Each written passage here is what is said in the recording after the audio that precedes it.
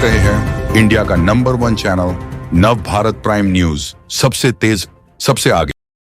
वृंदावन के ठाकुर बांके बिहारी गलियारा पर सुप्रीम फैसला। मंदिर कोष के 500 करोड़ से खरीदी जाएगी गलियारा के लिए 5 एकड़ भूमि। ठाकुर बांके बिहारी मंदिर गलियारा पर गुरुवार को सुप्रीम निर्णय आ गया। 5 एकड़ भूमि में मंदिर के लिए भव्य और दिव्य गलियारा मिलेगा। सेवायतों की आपत्ति को खारिज करते हुए सुप्रीम कोर्ट ने गलियारा के लिए भूमि मंदिर के पैसे से ही खरीदने की अनुमति दे दी है। जो भूमि खरीदी जाएगी वह मंदिर ट्रस्ट के नाम पर पंजीकृत होगी। वर्ष 2022 में श्री कृष्ण जन्माष्टमी पर मंगला आरती के दौरान भीड़ के भगदड़ में फंसकर 2 श्रद्धालुओं की मृत्यु हो गई और कई की तबीयत बिगड़ गई थी। तब सरकार ने 5 एकड़ भूमि गलियारा बनाने का प्रस्ताव दिया था। सरकार ठाकुर बांके बिहारी मंदिर के कोष में जमा धन से ही भूमि खरीदना चाहती है, लेकिन सेवायत इसका विरोध कर रहे थे। पिछले दिनों हाई कोर्ट ने गलियारा निर्माण को अनुमति दे दी थी। सेवायतों ने इसके विरोध में सुप्रीम कोर्ट में अपील दी थी। सुप्रीम कोर्ट में न्यायमूर्ति बेला एम त्रिवेदी और सतीश चंद्र शर्मा की पीठ ने यह निर्णय दिया है। उन्होंने गलियारा निर्माण के लिए मंदिर के आसपास की भूमि खरीदने के लिए मंदिर कोष से 500 करोड़ रुपए उपयोग करने की अनुमति दी है।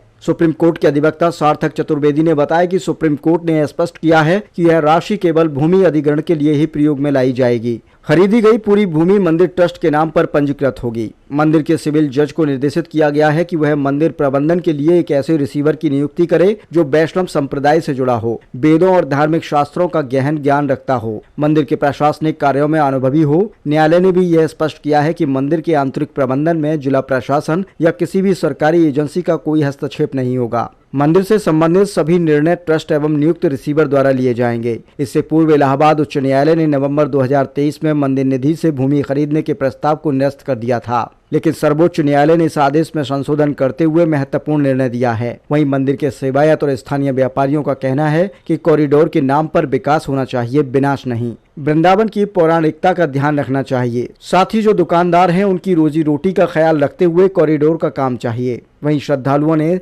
सुप्रीम कोर्ट के फैसले का स्वागत करते हुए खुशी जाहिर की है और कहा कि जल्द से जल्द कॉरिडोर का निर्माण होना चाहिए ताकि यहां तक दर्शन करने में किसी को कोई असुविधा न हो। राधे राधे श्री हरिदास। कल सुप्रीम कोर्ट द्वारा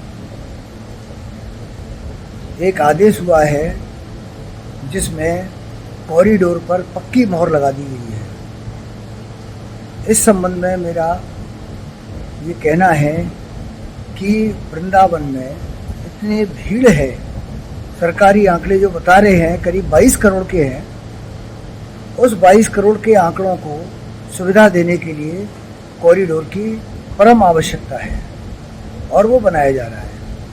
रही दूसरी बात, जो 500 करोड़ बांके बिहारी मंदिर में थे वो किस लिए थे?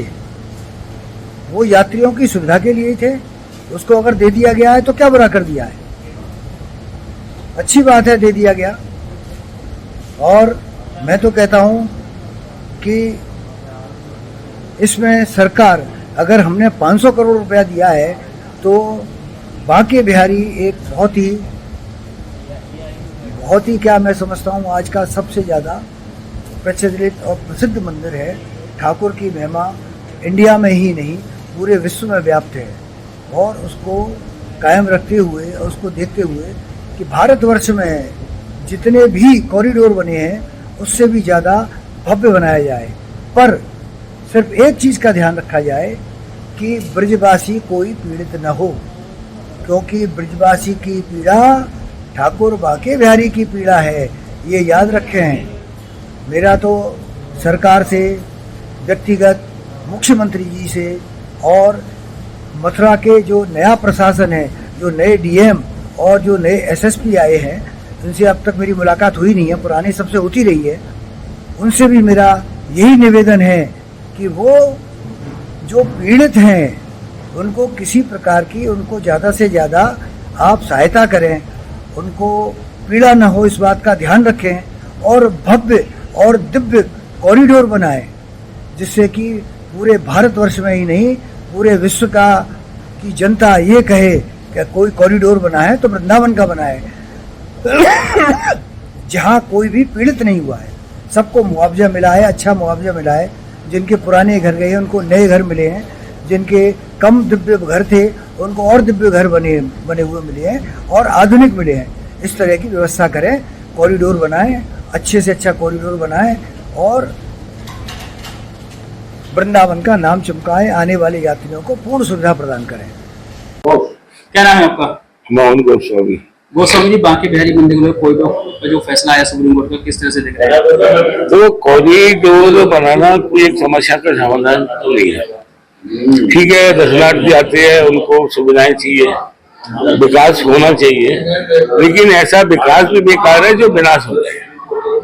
कॉरिडोर से लाखों लोगों के रोजगार जाएंगे और जो हमारे वृंदावन का जो एक, जैसे कि हमारे तो शास्त्रों में भी उल्लेख है वृंदावन का, वृंदावन की गलियों का उल्लेख है, तो वो भी खत्म हो जाएगा।